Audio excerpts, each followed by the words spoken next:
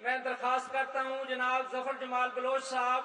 نائب امیر جماعت اسلامی پاکستان صوبہ پنجاب سے کہ وہ آئیں اور سید کو خطاب کی دعوت دیں۔ بسم اللہ الرحمن الرحیم۔ محترم امیر جماعت اسلامی پاکستان اس وقت فیصل آباد میں اپنے بیٹے اور بیٹیاں، اپنے جگر گوشے انہیں یہاں پیش کر دیا ہے۔ وہ چاہتے ہیں آپ سے رہنمائی حاصل کرنا، وہ چاہتے ہیں اپنے غموں کا علاج، اور میں درخواست کرتا ہوں آپ سے کہ جو اجلے کردار اور صاف ستھرے لباس کو رکھنے والی شخصیت تحریک اسلامی کے قائد سید منور حسن صاحب سے کہ وہ آئیں اور فیصل آباد کے شہریوں سے مخاطب ہوں۔ جناب سید منور حسن صاحب، یہ شباب ملی کی قیادت کی طرف سے محترم امیر جماعت کو شیلڈ پیش کی جا رہی ہے۔ نعرہ تکبیر، صبح منور شام منور۔ السلام علیکم ورحمۃ اللہ وبرکاتہ۔ الحمدللہ رب العالمین والصلاة والسلام علی رسولہ الکریم وعلی آلہ وصحبہ اجمعین۔ اما بعد فاعوذ باللہ من الشیطان الرجیم، بسم اللہ الرحمن الرحیم۔ هو الذی ارسل رسولہ بالہدی ودین الحق لیظہرہ علی الدین کلہ وکفی باللہ شہیدا۔ محمد رسول اللہ والذین معہ اشداء علی الکفار رحماء بینہم تراہم رکعا سجدا یبتغون فضلا من اللہ ورضوانا سیماہم فی وجوہہم من اثر السجود۔ صدق اللہ العظیم۔ برادرم لیاقت بلوچ صاحب امیر جماعت اسلامی صوبہ پنجاب، برادرم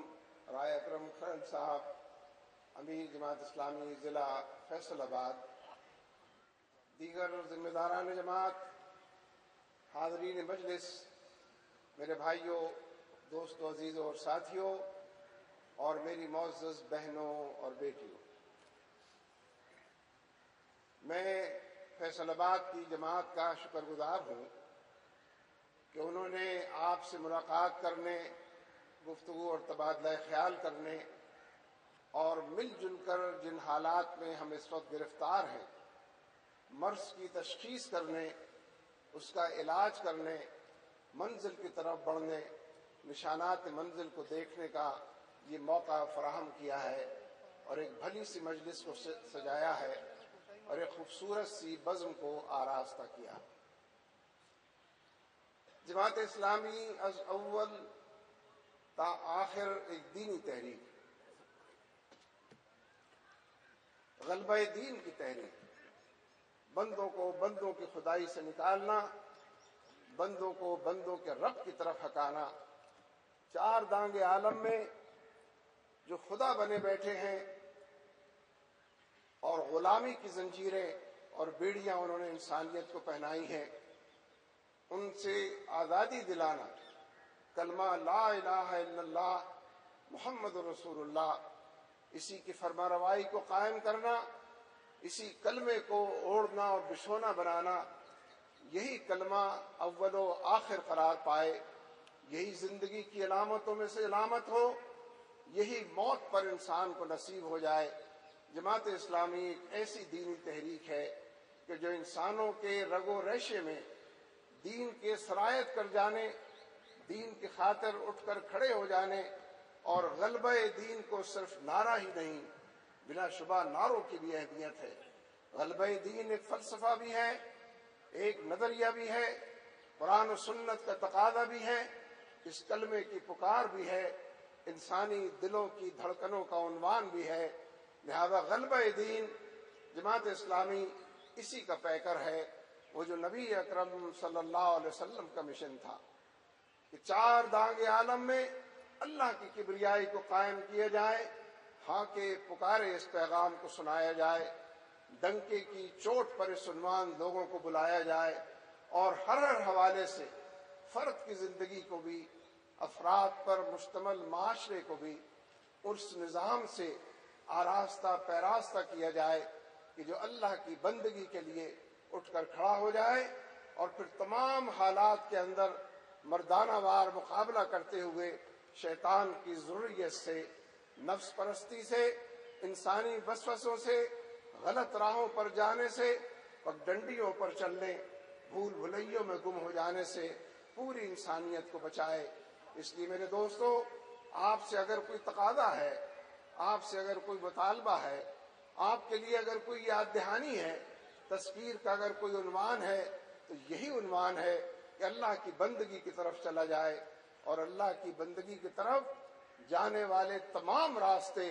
نبی اکرم صلی اللہ علیہ وسلم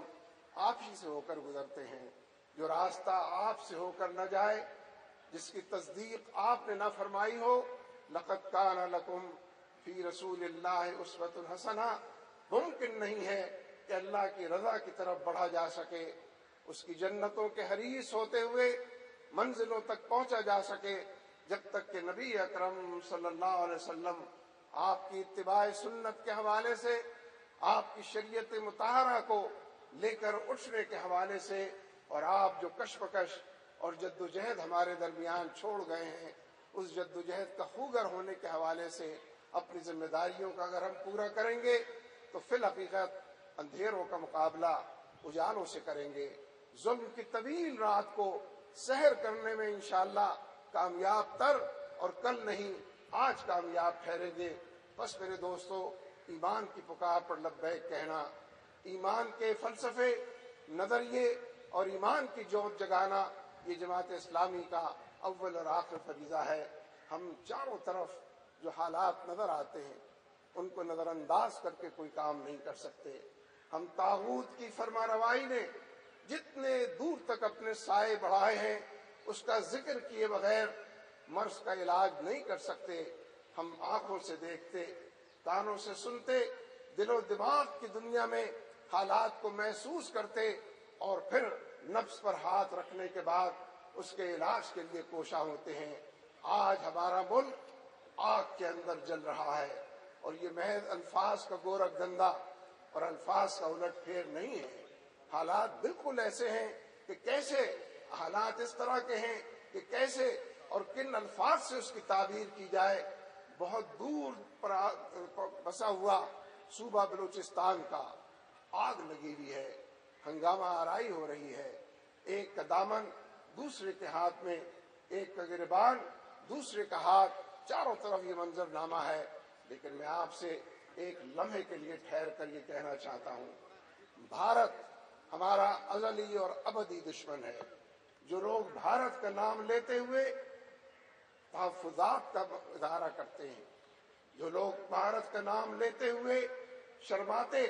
اور اس نام کو بول کر جاتے ہیں، میں دو ٹوک الفاظ میں یہ بات کہنا چاہتا ہوں، بلوچستان اور سرحد کے بارڈر پر بھارت کے 5 قونصل خانے،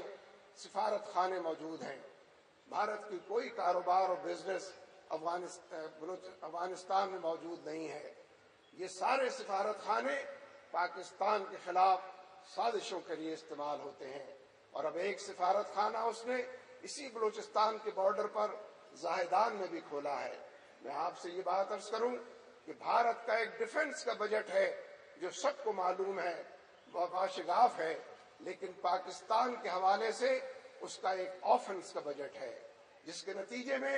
وہ پوری دنیا کے اندر پاکستان کے خلاف لابی کرتا ہے، ہمیں ناکام ریاست قرار دینے کے لیے، ہمیں دہشت گرد ملک گرداننے کے لیے، اور 4 دانگے عالم میں ہماری سبکی کرانے کے لیے، ہماری فوج کو روک فوج اور ہماری ISI کو بدنام کرنے کے لیے پوری دنیا میں بھارت کی جو پروپیگنڈا مشینری ہے، یہ پاکستان کے خلاف جو اس کا آفنس کا بجٹ ہے، یہاں سے اس پر خرچ ہوتا ہے۔ جتنے سفارت خانے ہیں وہ ٹریننگ کا کام دے رہے ہیں، دہشت گرد تیار کر رہے ہیں۔ پوری دنیا کے اندر جس سرزمین سے دہشت گردی کے لیے سب سے زیادہ پیسہ اور بجٹ استعمال ہوتا ہے وہ بھارت کی سرزمین ہے۔ वहीं से एक्सट्रीमिस्ट निकल कर आते हैं, पाकिस्तान में इन्फिल्ट्रेट करते हैं। बलूचिस्तान के अंदर उन्होंने ये काम किया है। ये ठीक है कि हमारी आने और जाने वाली हुकूमतें, वो परवेज मुशर्रफ की हुकूमत हो या आसिफ जरदारी की हुकूमत हो, इनकी पॉलिसियों ने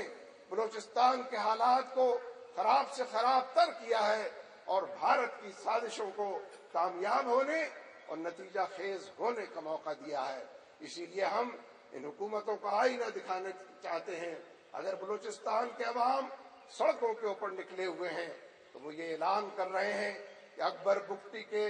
कातिलों के FIR दर्ज की जाए, और जब तक परवेज मुशर्रफ को कटहरे के अंदर नहीं लाया जाएगा, FIR दर्ज नहीं कराई जाएगी। कौन कौन सी FIR? सिर्फ अकबर बुगटी के FIR नहीं है परवेज मुशर्रफ के खिलाफ। जामिया हफ्सा की बच्चियां, लाल मस्जिद के शोहदा, डॉक्टर आफिया सिद्दीकी जिसको अमेरिका के अंदर महसूर किया गया है, परवेज मुशर्रफ के खिलाफ ये सारी FIR दर्ज होनी चाहिए। इसीलिए हम चीफ जस्टिस से कहते हैं, आप बहाल हुए हैं अवाम की जद्दोजहद के नतीजे में, अवाम के दबाव और लोगों की तमन्नाओं, आरजुओं और दुआओं के नतीजे में 2 साल तक पाकिस्तान के वकला, सियासी कारकुन और सिविल सोसाइटी सड़कों के ऊपर रही है। 2 गर्मियां इन्होंने सड़कों के ऊपर गुजारी हैं।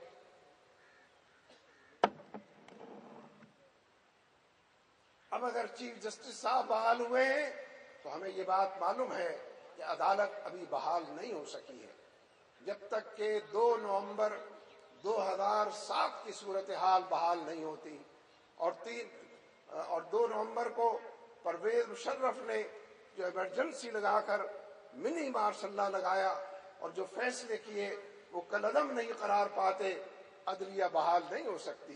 PCO के जजेस हैं, मंजूर नजर और नूर नजर किस्म के पार्टी के कारकुन हैं जिनको जज की हैसियत से बिठाया गया है। लेकिन हम फिर भी चीफ जस्टिस से ये तवक्को रखते हैं कि अकबर बुगटी का मामला हो, जामिया हफ्सा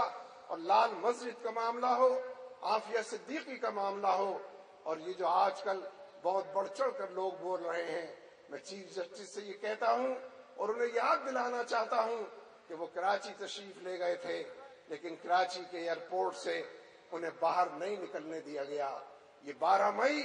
2007 के वाकयात हैं। सारे चैनल्स ने उनको दिखाया, लोगों की नकाबें उलट गईं, लोगों का असलहा, लोगों के चेहरे, लोगों के नामों से लोग वाकिफ, गाड़ियां और उनके नंबर लोगों ने देखे, कत्लो गारतगरी का तूफान देखा, आग और खून के दरिया से कराची के शहरियों को गुजरते देखा, लाशें यहाँ गिरी, लाशें वहां गिरी, इस मंजर को लोगों ने देखा। चीफ जस्टिस साहब, अगर 12 मई के कल्प्रेट्स को, अगर 12 मई के कातिलों को जो आज जमहूरियत के हवाले से और हुकूमत में शरीक होने की वजह से सिंध की सूबाई हुकूमत और मरकजी हुकूमत में जाने की वजह से अपने आप को महफूज समझते हैं, इतने जराइम इन्होंने किए हैं कि ये हुकूमत के बाहर नहीं रह सकते। चीफ जस्टिस को 12 मई के वाकयात का, 9 अप्रैल के वाकयात का, 2007 के 9 अप्रैल को जब अदालत वहां पर बार्स को आग लगाई गई, वकला को आग लगाई गई, इसका नोटिस लेने की जरूरत है।